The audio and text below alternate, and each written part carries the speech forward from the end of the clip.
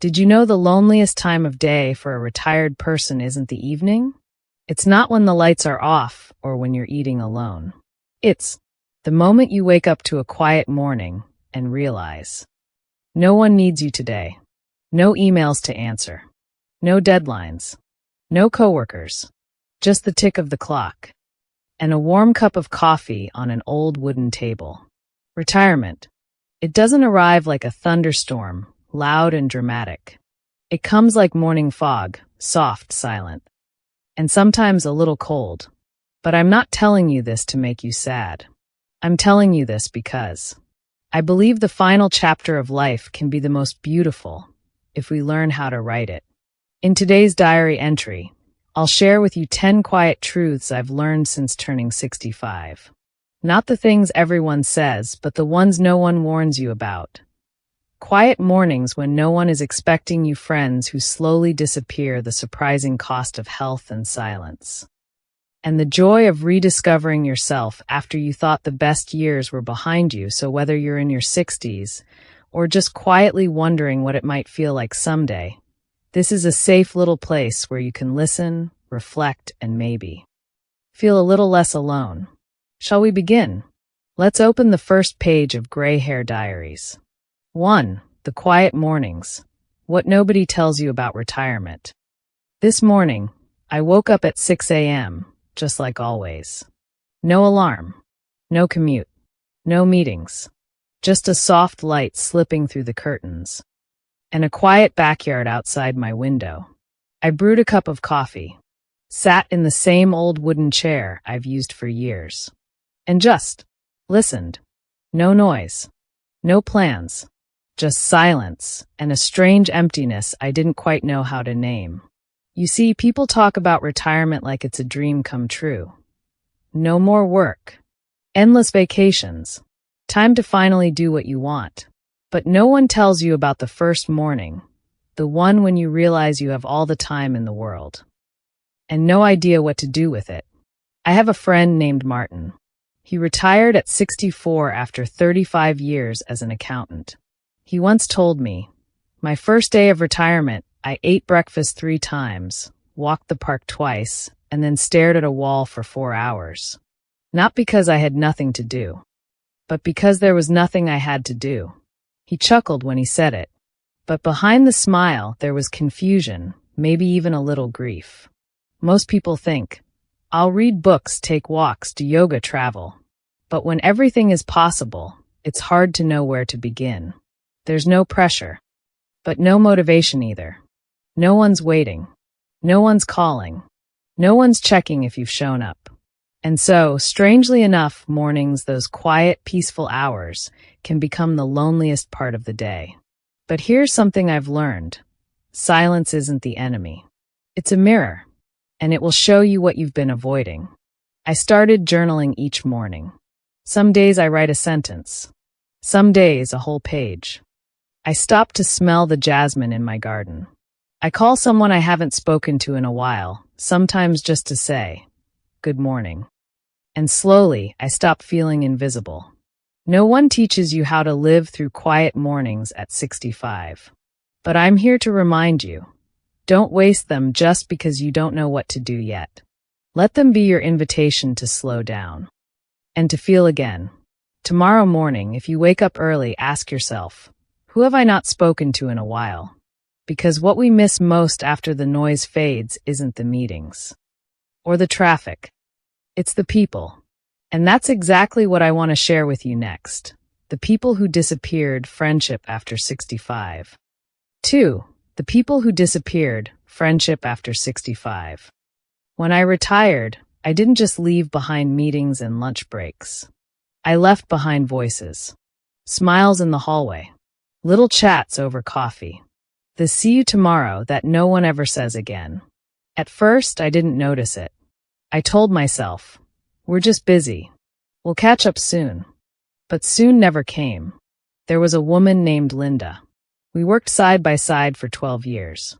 Every Monday morning, we'd compare what we cooked over the weekend, complain about our knees, and laugh over nothing at all. We said we'd have lunch after I left. We never did. Not because we didn't care, but because. That's what happens when the structure holding your friendships together disappears. The office, the routine, the reason to meet, it's gone. And suddenly, so are they. No one warns you about that part. That friendships built on proximity are fragile. You think they'll last forever. But after 65, some people drift. Some move. Some get busy with grandchildren. And some just stop calling. And it's not personal. It's just life, quietly rearranging itself. I remember one afternoon I looked at my phone. No missed calls. No texts. And I realized days had passed without hearing my own name. That kind of silence, it doesn't scream. It just aches. So I did something simple. I picked one person every week and called them. Not to complain. Not to catch up. Just to say, "Hey, I was thinking of you today." That's all. Some didn't answer. Some did, and we talked for an hour. And some called back weeks later, grateful that I remembered. Here's what I learned. Friendship after 65 is no longer accidental. It's intentional. It's something we have to plant, water, and protect, like a little garden. No more waiting for someone else to reach out first. Because maybe they're also sitting by their window, waiting for you. If you've lost touch with someone and your heart misses them, call. Send a note. Even if it's been years. Sometimes all it takes is a hello to bring someone back from silence. Because the truth is, what we really long for after retirement isn't travel, or time, or hobbies, it's connection. And sometimes connection shows up in the most surprising places. Like in a mirror, or in the ache of your back. Which brings me to the next page in our diary. Health is a bank account. What you saved, you'll spend. Let's talk about the body, and how it begins to whisper. 3. Health is a bank account. What you saved, you'll spend. There's something they don't tell you about your body when you're younger. They don't tell you it keeps receipts.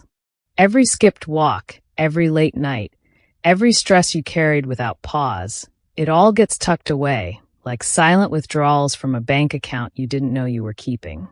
Then one day you go to tie your shoes, and your back answers first. I have a small notebook I use to track my medications. It used to be a shopping list. Now it's a chart of prescriptions, names I can't pronounce, doses I try not to forget.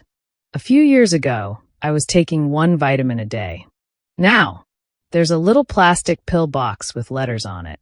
M, T, W, T, F, S, S. Funny how that little box can feel so loud. My neighbor Jack is 72. He used to jog every morning when we first met. Now he walks with a cane and tells me, if I knew I'd live this long, I would have taken better care of myself. He laughs when he says it, but it's the kind of laugh that tries to hide regret. After 65, health doesn't feel like an extra. It becomes the price of everything else. You want to travel? First, check with your knees. You want a garden? Depends on your back. You want to pick up your grandchild? Let's hope your shoulders agree. And no one talks about the cost of staying well, the bills, the appointments, the quiet fear that something new might show up on the next test. But here's the truth I've come to believe. Health is a bank account. If you didn't deposit enough in your earlier years, you'll be withdrawing in pain, time, or money now. And even if you did take care of yourself, aging still takes its fee. Gently, quietly, but always. So what do? We move. We stretch. We rest. We forgive our bodies, and we thank them anyway. Because this body, this imperfect, aging, aching thing, it still carries us through sunrises. It still hugs the people we love. It still shows up for life, even when it's tired. I've learned to treat my body like an old friend, one that has always tried its best, even when I didn't listen. And that small shift, that simple kindness, has brought me more peace than any vitamin ever could. Now, there's another part of life we carry with us, not in our joints or muscles, but in our hearts. In the next page of this diary, I want to talk about something more delicate, freedom, and how it doesn't always feel the way we thought it would. Coming up, the bittersweet taste of freedom. 4. The bittersweet taste of freedom. In the months leading up to my retirement, I kept hearing the same word over and over again. Freedom. You're gonna love the freedom. Think of all the time you'll have. No more alarm clocks, no more deadlines, just freedom. And they were right. Partly because freedom did come. It came quietly, like a gentle breeze through an open window. But it also came with something else. A question I didn't expect to face every single morning. What now? There's a funny thing that happens when no one tells you what to do anymore. At first, it feels like vacation. You sleep in. You drink coffee slowly. You sit by the window and let the hours pass like clouds. But after a while, you start to miss the structure. You start to miss having a reason to put on real clothes. You even strangely miss traffic. One Thursday, I spent the entire day in pajamas. Not because I was tired, but because I couldn't decide what to wear. And eventually, I just stopped trying. It's not that I didn't want to do something. It's that I didn't have to. And that kind of freedom, when you're not prepared for it, it can start to feel like weight instead of wings. I once read a quote that said, "Freedom without purpose is just another kind of prison." And it stayed with me. Because for months after I retired, I had all the time in the world, but no map. Here's what I've learned. We're not designed to float. Even when the current is calm, the soul still wants direction. So I started doing something small. Each night before bed, I'd write down one thing I wanted to do the next day. Just one. Some days it was simple. Buy flowers. Bake banana bread. Call Sarah. And suddenly, freedom wasn't empty anymore. It had a name, a shape, a rhythm. You see, freedom in retirement is not about doing everything. It's about choosing something and doing it with your whole heart. Even if that something is just watering the plants while listening to your favorite old song. And now, I want to talk about a topic that sits quietly in the background of all this freedom. Money. Because sometimes what we can do in retirement depends on what we've saved. Or what we wish we had. On the next page, let's open up that tender, honest conversation. Money talks louder when you're old. 5. Money talks louder when you're old. When I was younger, money was just numbers. Paychecks, bills, taxes, a few dollars saved here and there. It came in. It went out. And somehow life kept moving forward. But after retirement, money gets louder. It doesn't whisper from the back of your mind anymore. It sits at the table with you. It's there when you open the mailbox. It's there when you turn down a lunch invitation or check the price of a flight to visit your grandkids. And sometimes it says things you don't want to hear. I once had a friend named Deborah. She was a school teacher her whole life, careful, smart kind. She lived modestly, saved what she could. But when her husband passed away unexpectedly, the life they had planned, 2 pensions, 1 house, a slow and happy old age, suddenly became just her. And 1 pension. She told me over coffee one afternoon. I thought the hard part was going to be grief. But honestly, it was learning how to stretch a single check into a full life. And it's true. No matter how well you plan, money in retirement often feels different than it did before. It's no longer just a tool. It becomes a permission slip. Can I afford that surgery? Can I visit my sister in Florida? Can I buy that birthday gift for my grandson? Sometimes the answer is yes. But sometimes, it's a quiet no. Here's the truth I've learned. Wealth in old age isn't just about numbers. It's about freedom, safety, and dignity. It's the difference between walking into a grocery store and picking what you want. Or what's on sale. It's the difference between asking for help out of need or offering it out of kindness. And while we can't change what we've saved in the past, we can change how we spend it now with thoughtfulness, simplicity, and a kind heart toward ourselves. I've learned to ask myself, will this bring me peace? Will this bring me joy? Will this make life feel more full? Or more cluttered? Because sometimes the richest thing we can buy is the feeling of not worrying. If you're in a place where money feels tight, you're not alone. Many of us carry that quiet pressure. But I hope you remember, you are not your savings account. You are not your pension. You are not your past decisions. You are still worthy of peace. You are still allowed to enjoy small things. You are still here, and that in itself is valuable. And speaking of value, there's something that holds no price tag, but costs us so much when it's gone. That brings me to the next part of this diary. Children and the silent distance.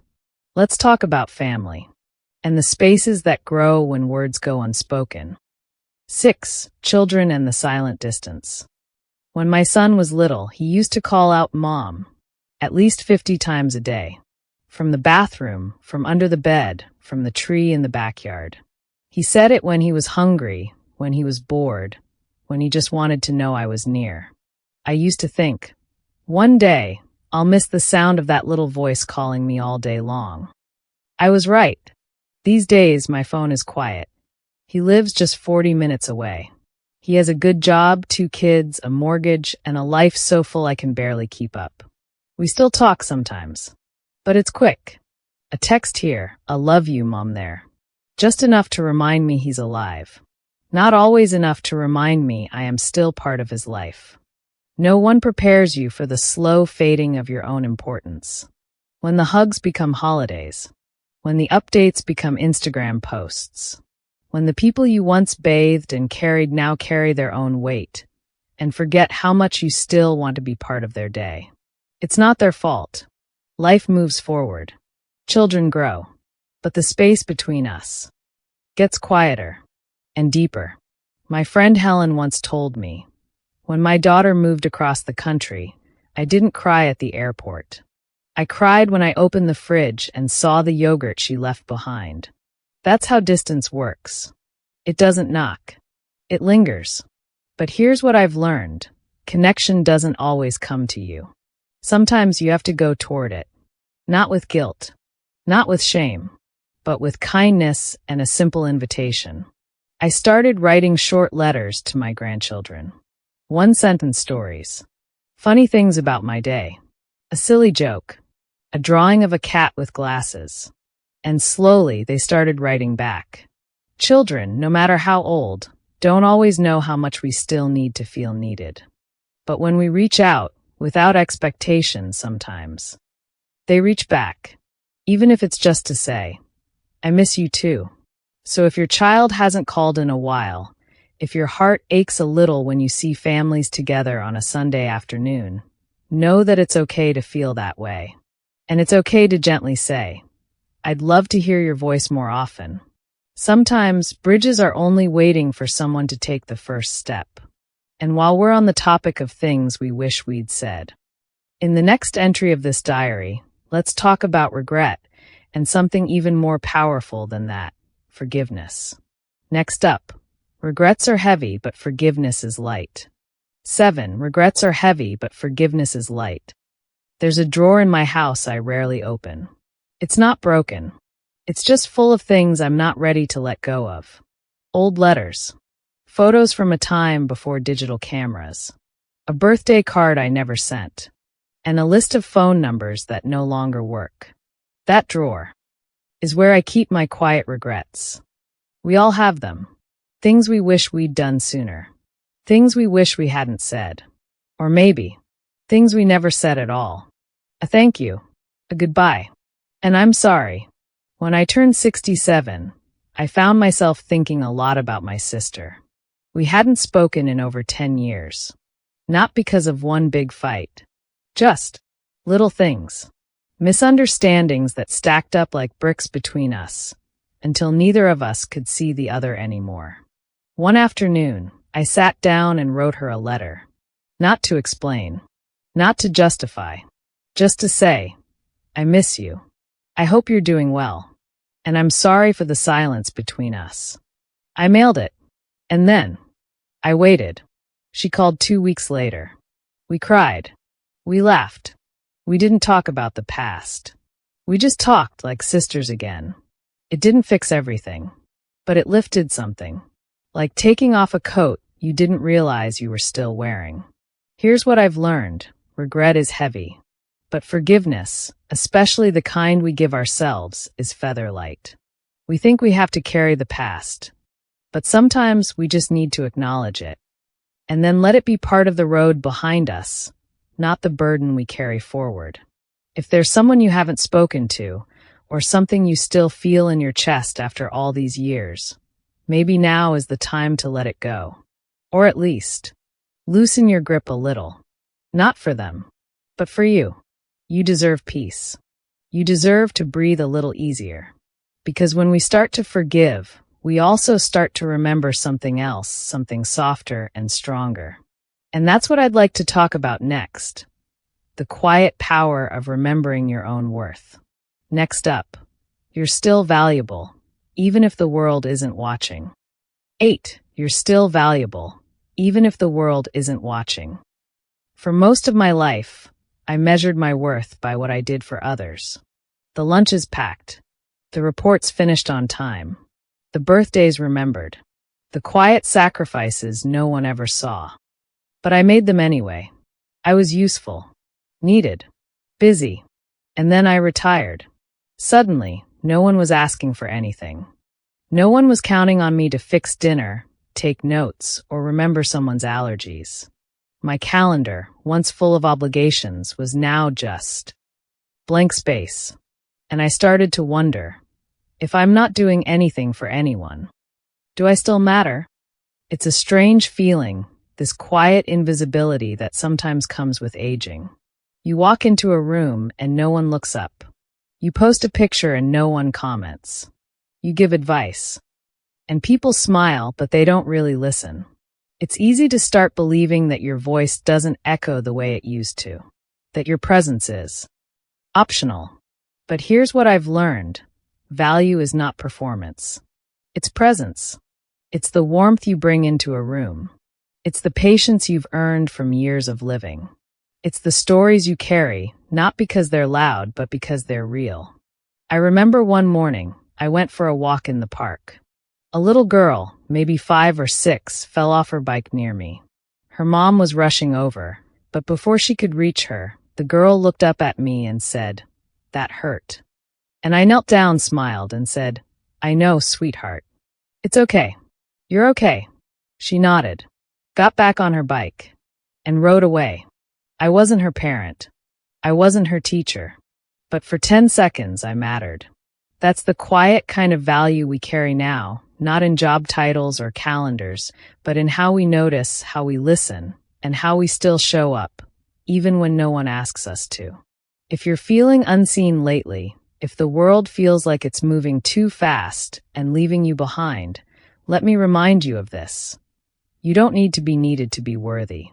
You don't need to be watched to be valuable. You are here, and that is enough. And now, after all these reflections, the quiet mornings, the drifting friendships, the changing body, the space with our children, the old regrets and new beginnings, I want to end this diary with something tender, something soft enough to hold in your hands like a warm cup of tea. The most beautiful chapter might be the last. Let's close this first journey together with a story about hope. 9. The most beautiful chapter might be the last. I used to think that the best parts of life happened in the middle. The falling in love, the raising of children, the promotions, the celebrations. And then, it all started to slow down. There were fewer invitations, fewer surprises, more quiet hours, more endings. I thought I had turned the last page of my story. But I was wrong, because something beautiful started to happen in that stillness. I began to notice things I'd never seen before. The way the light came through the trees in the late afternoon. The way my own breathing sounded in a quiet room. The joy of drinking tea slowly, without multitasking. There was no big plot twist. No fireworks. Just peace. And for the first time in decades, I wasn't rushing anywhere. There's a different kind of beauty that comes at the end of a story. It's not loud. It's not impressive. But it's true. It's in the wrinkles that show where we've smiled. It's in the silence that finally feels like rest. It's in the eyes that don't need to prove anything anymore, just witness. I once heard someone say, "You don't finish a book and say the last chapter wasn't important. You treasure it because it brought everything together." That's what these years feel like to me. Not leftovers, not the after, but the gathering of all I've lived into something whole. Here's what I believe now. The final chapters aren't about slowing down. They're about softening into who we truly are, letting go of who we tried to be, making peace with the road we've walked, and maybe, just maybe, offering the wisdom we've earned to those walking behind us. So if you're in your 60s, 70s, 80s, or beyond, and wondering if your story still matters, please let me remind you, you are in a sacred part of the book now, and it can still be beautiful. Thank you for sitting with me through these pages. Thank you for letting me share my diary. Thank you for still being here. I'll be back next week with a new entry from Grey Hair Diaries. Until then, take a breath, take your time, and take good care of that beautiful, quiet heart of yours.